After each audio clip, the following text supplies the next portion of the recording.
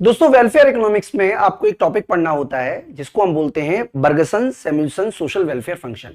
और ये जो टॉपिक है ये MA economics, BA economics honours, UGC net, PGT economics, assistant professor तमाम जगह बहुत इंपॉर्टेंट टॉपिक लगता है। जहां भी वेलफेयर इकोनॉमिक्स आता है आपको ये टॉपिक को बहुत इंपॉर्टेंट समझ के ही पढ़ना चाहिए। तो इस वाली वीडियो में मैं आपको समझाने वाला हूं किस तरीके से कि ऑप्टिमम लेवल अचीव किया जाता है, किस तरीके से सोशल वेलफेयर को मैक्सिमम किया जाता है। देखिए, सबसे पहले मैं आपको बता देता हूं कि इससे पहले आपने पेरेटो का एफिशिएंसी पढ़ी हुई है, जिसमें हमने आपको बताया था कि किस तरीके से आप रिसोर्सेज को यूटिलाइज करते हो, लेकिन और उससे आपको एक एफिशिएंसी, मैक्सिमम एफिशिएंसी लेवल मिल जाता है। लेकिन जो पेरेटो एफिशिएंसी है वो आपको एक यूनिक पॉइंट नहीं देती है जिससे कि आपके इक्विलिब्रियम लेवल यानी कि आपके सेटिस्फेक्शन लेवल को मैक्सिमम किया जा सके। इससे पहले के भी कई सारे अर्थशास्त्री हैं, जैसे कार्डोर हिक्स कंपनसेशन क्राइटेरिया है, वो भी आपको इस बात की जानकारी नहीं देता, बस वो बता देता है कि वेलफेयर की डेफिनेशन उस तरीके से देता है कि भैया अगर किसी का वेलफेयर हो रहा है और अगर वेलफेयर पाने वाला व्यक्ति कंपनसेट करने की पोजीशन में है, जिसको वेलफेयर हो रहा है, जिसको लॉस हो रहा है, तो उसको हम एक तरीके का सुधार बोलेंगे। लेकिन वहां पे भी कोई यूनिक इक्विलिब्रियम की बात नहीं की गई। बर्गसन सैमुअल्सन ने एक आर्टिकल लिखा था जिसका नाम था रिफॉर्मुलेशन of certain aspect of welfare economics 1938 में। उन्होंने बताया कि इस तरीके से आप एक यूनिक इक्विलिब्रियम पॉइंट को अचीव कर सकते हो जहां पर सोशल वेलफेयर मैक्सिमम हो। तो इसको हम आपको समझाएं उससे पहले कुछ अजम्पशंस हैं, आप एक बार वो दिमाग में जरूर रखिएगा। सबसे पहले ये अजम्पशन याद रखनी है कि social welfare depend upon each individuals wealth and income, यानी कि सभी इंडिविजुअल की वेलफेयर को जोड़कर हमारा सोशल वेलफेयर निकलेगा और वो डिपेंड करता है इंडिविजुअल की वेल्थ और उसकी इनकम पर, और डिस्ट्रीब्यूशन किस तरीके से किया गया है लोगों के बीच में, इस पे डिपेंड करता है। यानी कि सोशल वेलफेयर बनता है इंडिविजुअल वेलफेयर को जोड़कर, और इंडिविजुअल वेलफेयर डिपेंड करता है इनकम पर, उनकी वेल्थ पर और उनके इनकम और वेल्थ के डिस्ट्रीब्यूशन पर। दूसरा आपको याद रखना है, it is assume that presence of external diseconomies and economies in their consequence effect, यानी कि मार्केट किसी भी इकोनॉमी में मतलब इकोनॉमीज ऑफ स्केल भी, इकोनॉमीज भी होती है और डिसइकोनॉमीज भी होती हैं। इसके अलावा ये पूरी तरीके से कार्डिनल पर अप्रोच पर बेस्ड है, यानी कि ये थ्योरी मान के चलती है कि utility can be measured, can not be measured, it can be only ordered, यानी कि केवल यूटिलिटी को हम ऑर्डर में लगा सकते हैं। साथ ही साथ इसमें इंटरपर्सनल कंपैरिजन और वैल्यू जजमेंट भी इन्वॉल्व है। तो इस एजम्पशन के साथ अब हम अपनी टॉपिक को शुरू करते हैं। देखिए, इससे पहले मैं आपको सबसे पहले आपको एक यूटिलिटी फंक्शन के बारे में बता चुका हूं। बेसिकली आपको याद रखना है कि अगर हमारा इनकम डिस्ट्रीब्यूशन है इस तरीके का है, तो आपका जो वेलफेयर कर्व बनेगा वो इस तरीके का बनेगा, इस तरीके का, जो बता रहा है कि गिवन इनकम में अगर आप यूटिलिटी बढ़ाना चाहते हो ए की, तो आपको यूटिलिटी बी की कम करनी पड़ेगी। इसीलिए जो आपका आइसो, इसको बोलते हैं iso welfare function, iso welfare curve, तो आपका डाउनवर्ड होगा। यानी कि आइसो वेलफेयर कर्व आपका डाउनवर्ड होना बेसिकली ये बता रहा है कि अगर आप यूटिलिटी ए की बढ़ाना चाहते हो तो आपको यूटिलिटी बी की कम करनी पड़ेगी।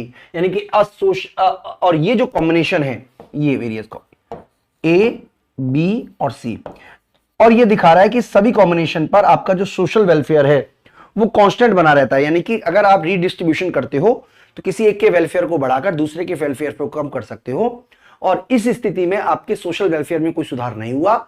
यहां पे आपको केवल और केवल ये दिखाने की कोशिश की जा रही है कि आपका जो सेटिस्फेक्शन लेवल है वो सेम रहेगा। यानी कि a social indifference curve is the locus of various combination of utility of individual A and B which give equal level of social welfare. और अगर आप सोशल वेलफेयर को बढ़ाना चाहते हो तो आपका ये जो कर्व है ऊपर की तरफ चला जाएगा। यानी कि जैसे जैसे कर्व ऊपर की तरफ जाएगा वैसे वैसे आपका सोशल वेलफेयर बढ़ जाएगा।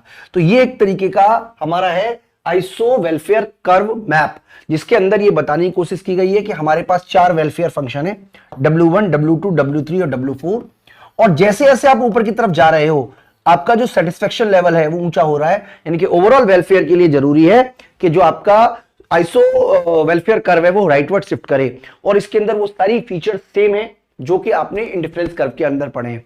इंडिफरेंस कर्व 2 कंज्यूमर की यूटिलिटी को दिखाता है, और जो आइसो वेलफेयर कर्व है वो 2 इंडिविजुअल के वेलफेयर को दिखाता है।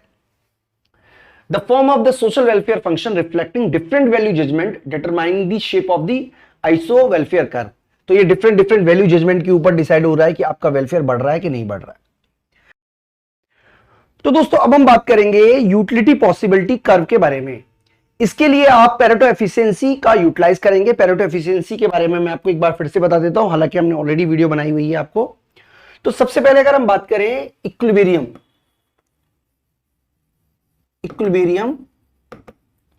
ऑफ कंजम्पशन, तो इक्विलिब्रियम कंजम्पशन तब होता है जब MRS marginal rate of substitution X Y A consumer का बराबर होता है marginal rate of substitution X Y B consumer का। इसी तरीके से कंज्यूमर इक्विलिब्रियम होता है इन प्रोडक्शन जब हमारा एमआरटीएस एल के एक्स गुड्स का बराबर होता है एमआरटीएस एल के वाई गुड्स का इक्वल होता है डब्ल्यू अपॉन आर, और ये बराबर होता है P X upon P Y. ये हम ऑलरेडी हम पढ़ चुके हैं। अब इसको हम बोलते हैं MRT, marginal rate of transformation, MRT. तो इसका मतलब ये हुआ कि जब प्रोडक्ट मिक्स होगा उस केस में जो एमआरटी है, एमआरटी का मतलब होता है marginal cost of X upon marginal cost of Y, और ये बराबर होता है P X upon P Y के। और क्योंकि P X upon P Y बराबर है किसके, marginal rate of substitution X Y A के और marginal rate of substitution X Y B के, तो इसका मतलब हम ये कह सकते हैं कि प्रोडक्ट मिक्स की कंडीशन जो है वो ये वाली बनेगी। क्या बनेगी, MRT equal to marginal rate of substitution X A equal to marginal rate of substitution X Y B के। अब इसको हम इंडिफरेंस करके इसको हम मैप के डायग्राम के थ्रू शो करेंगे। तो किस तरीके से शो करेंगे आप एक बार वो देख लें, फिर हम आपको कॉन्सेप्ट के वापस आ जाएंगे। देखिए हम आपको समझाने की कोशिश करते हैं। ये जो है ना डायग्राम, ये वाला, ये हमारा शो कर रहा है एमआरटी को। किसको शो कर रहा है ये, MRT, marginal rate of transformation. इस केस में हम एक स्लोप ले लेते हैं, यानी कि डिस्ट्रीब्यूशन हो गया ये। तो यहां पे इक्विलिब्रियम हुआ, इसका मतलब ये हमारा एजवर्थ बॉक्स हो गया, एक तरीके का ये डिस्ट्रीब्यूशन बॉक्स हो गया। यहां पे हम क्या करेंगे, यूटिलिटी दिखा रहे हैं ए की। मान लीजिए हम यहां पे ए की दिखा रहे हैं और इस तरफ से दिखा रहे थे बी की।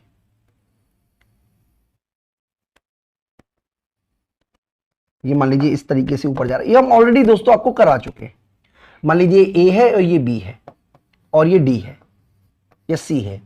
तो यहां से लेके ये वाला हमारा एफिशिएंसी को दिखाएगा, ये एफिशिएंसी को दिखाएगा और ये इनएफिशिएंसी को दिखाएगा।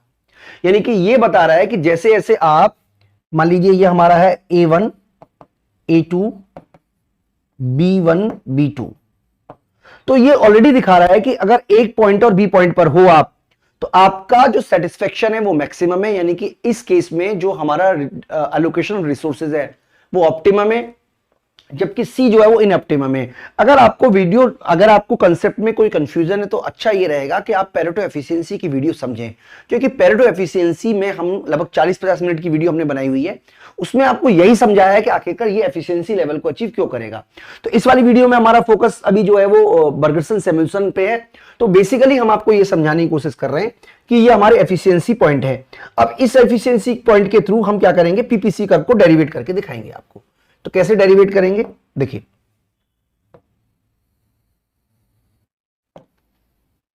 मान लीजिए ये हमारा बी पॉइंट है, तो ये बी पॉइंट है जो कि हमारा मैक्स सेटिस्फेक्शन को दिखा रहा है, और ये मान लीजिए ए पॉइंट है। तो इसको जोड़ने से हमें जो कर्व मिलेगा इसको बोलते हैं utility possibility curve. Utility possibility curve क्या है, उन कॉम्बिनेशन को मिलाकर बनाया जाता है जहां पर वेलफेयर जो है वो मैक्सिमम है, और जो सी कॉम्बिनेशन है वो दिखा रहा है कि हमारे रिसोर्सेज का फुल्ली यूटिलाइज नहीं हुआ है। यही बात देखिए यहां पे लिखी हुई है, a utility possibility curve represent different combination of utility for two individual और group of an economy that give efficient resource allocation, यानी कि हमें यह बताने की कोशिश की जा रही है कि जो E1 है यहां पे एफिशिएंसी ऑफ रिसोर्स एलोकेशन है, E2 पे भी एफिशिएंसी रिसोर्स एलोकेशन और E3 पे भी एफिशिएंसी रिसोर्स एलोकेशन है। यानी कि जो यहां पे कॉम्बिनेशन है FEG, इसको हम बोल देते हैं F, इसको बोल देते हैं E, इसको बोल देते हैं G। जबकि कोई और कॉम्बिनेशन जो इसके लाइन से ऊपर या नीचे होगा वो इनएफिशिएंसी को दिखाएगा। For every Pareto efficiency output mix is lies on the production possibility curve. On plotting this exchange locus of utility space where we measure the utility of individual, तो हमें जो मिलेगा उसको बोलते हैं यूटिलिटी पॉसिबिलिटी कर्व। यानी कि आप याद रखिएगा कि प्रोडक्ट मिक्स के थ्रू जो आपको पॉइंट मिल रहे हैं, यानी कि जो एफिशिएंसी पॉइंट मिल रहे हैं, उन एफिशिएंसी पॉइंटों को मिलाकर आपको मिलता है यूटिलिटी पॉसिबिलिटी कर्व। मैं एक बार आपको फिर से समझाने की कोशिश करता हूं, अगर आपके मन में कोई क्वेश्चन रह गया है तो। देखिए, आप ऑलरेडी पढ़ चुके हैं कि आपको डिफरेंट डिस्ट्रीब्यूशन करना पड़ेगा, हम ऑलरेडी आपको पढ़ चुके हैं। तो यहां पे मान लीजिए हमारा है A1 A2, हम दो ही बना रहे हैं जिससे कि आपको कंफ्यूजन ना रहे, B1 और B2, और ये हमारा कॉम्बिनेशन A है और ये B है। तो इन कर्व को जोड़कर हमें जो पॉइंट मिलेगा ये एफिशिएंसी पॉइंट है हमारे, और इसके थ्रू हम क्या करते हैं, डायग्राम बनाते हैं जो कि हमारे एलोकेटिव एफिशिएंसी को दिखा रहे हैं। अब ये जरूरी नहीं है कि हमारा डायग्राम पीपीसी की तरह बने, वो इस तरीके का भी बन सकता है। ठीक है जी। ओवरऑल इसका मतलब ये हुआ कि इस पॉइंट पर जितने भी कॉम्बिनेशन होंगे वो हमें इक्वल सेटिस्फेक्शन देंगे। बिल्कुल सिंपल समझ लीजिए। तो ये हमारा है यूटिलिटी पॉसिबिलिटी कर्व। एक होता है हमारा ग्रांड यूटिलिटी पॉसिबिलिटी कर्व। आपको समझना पड़ेगा, मैं आपको दो ही डायग्राम में बनाऊंगा। मान लीजिए आपका डिस्ट्रीब्यूशन इस तरीके से ना हो कि किसी और कॉम्बिनेशन में होता, मान लीजिए, तो आपका जो यूटिलिटी पॉसिबिलिटी कर्व है वो इस तरीके का हो सकता था। अब इसका जो मैक्सिमम सेटिस्फेक्शन पॉइंट है, मान लीजिए वो B है,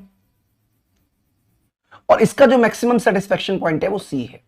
अगर जितने भी पीपीसी है, जितने भी यूटिलिटी पॉसिबिलिटी कर्व हैं, उन सभी यूटिलिटी पॉसिबिलिटी कर्व के मैक्सिमम पॉइंट को मिला दिया जाए, इस जैसे इसको मिलाया है, तो इन मैक्सिमम पॉइंटों को मिलाने से जो कर्व मिलेगा उसको बोलते हैं यूटिलिटी पॉसिबिलिटी कर्व। जैसा कि यहां पे आपको दिखाया हुआ है। देखिए, यहां पे ये बताने की कोशिश की जा रही है इस वाले डायग्राम में कि एक से ज्यादा डिस्ट्रीब्यूशन हो सकते हैं, मतलब ये डिफरेंट कॉम्बिनेशन है, जिसकी वजह से यूटिलिटी कर्व भी अलग अलग बनेगा। हर यूटिलिटी कर्व का जो मैक्सिमम पॉइंट है, जैसे इसका मैक्सिमम पॉइंट देखिए ये वाला है, इस वाले का मैक्सिमम पॉइंट ये वाला है, और इस वाले का मैक्सिमम पॉइंट ये वाला है।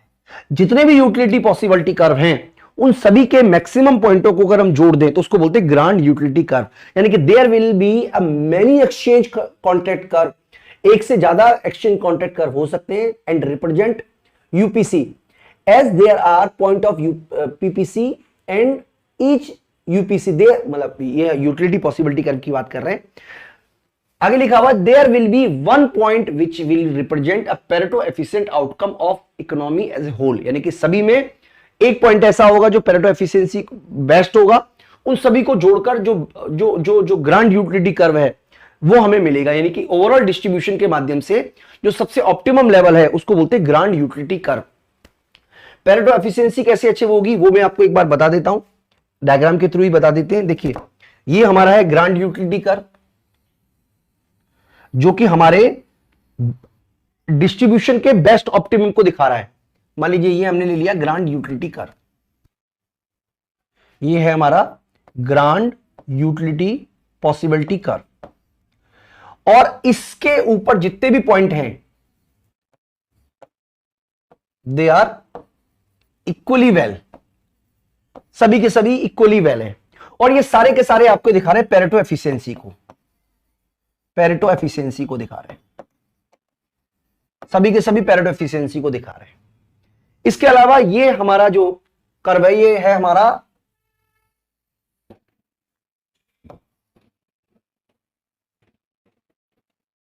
जो कि हमने पढ़ा था welfare curve, W1 W2 W3। तो यूनिक पॉइंट मतलब पेरेटो हमें ये बता देता है कि ए बी और सी जो है वो हमारे ऑप्टिमम लेवल है, वो हमारे एफिशिएंसी लेवल है। लेकिन हमें केवल एफिशिएंसी को अचीव नहीं करना है, हमें केवल एफिशिएंसी से काम नहीं चलेगा, हमें चाहिए बेस्ट। तो बेस्ट क्या होगा, बेस्ट हमारा होगा बी। यानी कि यहां पे लिखा हुआ है social welfare will be maximum when there is a grand utility possible curve tangent to the iso welfare curve, यानी कि मैक्सिमम सोशल वेलफेयर तब होगा जब ग्रांड यूटिलिटी पॉसिबिलिटी कर्व किसके बराबर हो, आइसो वेलफेयर कर्व के बारे में। इसमें से जो ग्रांड यूटिलिटी पॉसिबिलिटी कर्व है वो आपको एफिशिएंसी को दिखा रहा है, आइसो वेलफेयर कर्व दिखा रहा है कि सोसाइटी में अलग अलग लोगों के वेलफेयर को कैसे अचीव किया जाएगा। आपका मैक्सिमम सोशल वेलफेयर तब होगा जब grand utility possibility curve iso welfare curve को एक तरीके से कह सकते हो टेंजेंट करे, स्पर्श करे। That is the point W star, जो जैसे यहां पे इन्होंने किस पॉइंट को दिखाया हुआ है, डब्ल्यू स्टार पे, यानी कि इस पॉइंट पर हमारा जो सेटिस्फेक्शन लेवल है, जो सोसाइटी का वेलफेयर है वो मैक्सिमम होगा। इसकी वजह से जो इंडिविजुअल ए है उसकी सेटिस्फेक्शन मिलेगा यू ए स्टार, और जो बी है उसको मिलेगा यू बी स्टार, यानी कि इस पॉइंट पर हमें एफिशिएंसी अचीव हो रही है। इसके अलावा हमें यह याद रखना है कि इससे हमें जो सोशल वेलफेयर है वो मैक्सिमम हो रहा है। हो सकता है कि ये सोशल वेलफेयर जो है वो मतलब एक तरीके से आप कह सकते हैं सोशली डिजायरेबल वेलफेयर पॉइंट है, और इस पॉइंट को बोलते हैं ब्लिस पॉइंट। ब्लिस पॉइंट यानी कि जहां पर सोशल वेलफेयर जो है, वहां पे जो सोशल वेलफेयर है वो मैक्सिमम हो, उसको बोलते हैं bliss point. The point of constraint bliss represent the unique pattern of production end of goods, unique distribution of goods between the individual and unique combination of factor employed the production, यानी कि एक unique point है जहां पर consumer के distribution को दिखाया गया है, प्रोडक्शन के डिस्ट्रीब्यूशन को दिखाया गया है, एफिशिएंसी को दिखाया गया है, और इस लेवल पे हमारा सोशल वेलफेयर जो है वो मैक्सिमम है। तो एक बार मैं आपको बिल्कुल समराइज कर देता हूं, जिससे कि अगर आपके मन में कोई कंसेप्ट, कोई कंफ्यूजन हो तो आप बिल्कुल क्लियर कर लीजिएगा। सबसे पहले हमने आपको बताना है कि ये हमारा वेलफेयर है, आइसो वेलफेयर है, और ये वेलफेयर जो है वो डाउनवर्ड है, यानी कि अगर आप एक ही यूटिलिटी को बढ़ाते हो तो बी की यूटिलिटी कम हो जाएगी, और ये सारे के सारे हमारे वेब मैप है, यानी कि जैसे जैसे आप ऊपर की तरफ जाओगे वैसे वैसे आपका सेटिस्फेक्शन बढ़ेगा। ठीक है जी, ये हमारा एक तरीके का वेलफेयर को दिखा रहा है। दूसरा हमारा कंस्ट्रेंट है यूटिलिटी, जो हमारे गिवन रिसोर्सेज है वो हमारे कंस्ट्रेंट है, और उस कंस्ट्रेंट में हमारा ये बना है कर्व, जो ये कहलाता है utility possibility curve, utility grand utility possibility curve. ये हमारा गिवन रिसोर्सेज है, गिवन रिसोर्सेज, यानी कि आप अपने गिवन रिसोर्सेज को अगर एफिशिएंटली यूटिलाइज करते हो तो इस बाउंड्री से ऊपर जा ही नहीं सकते, यानी कि आपके जो गिवन रिसोर्सेज हैं वो इसके ऊपर रहने वाले हैं। ये बता रहा है कि आपके जो रिसोर्सेज है उसको फुल्ली यूटिलाइज किया गया है, उसको सही तरीके से एलोकेशन किया गया है।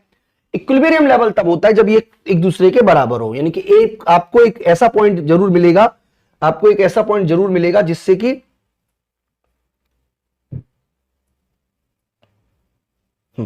आपको एक ऐसा पॉइंट जरूर मिलेगा जिससे कि आपका सेटिस्फेक्शन लेवल मैक्सिमम हो।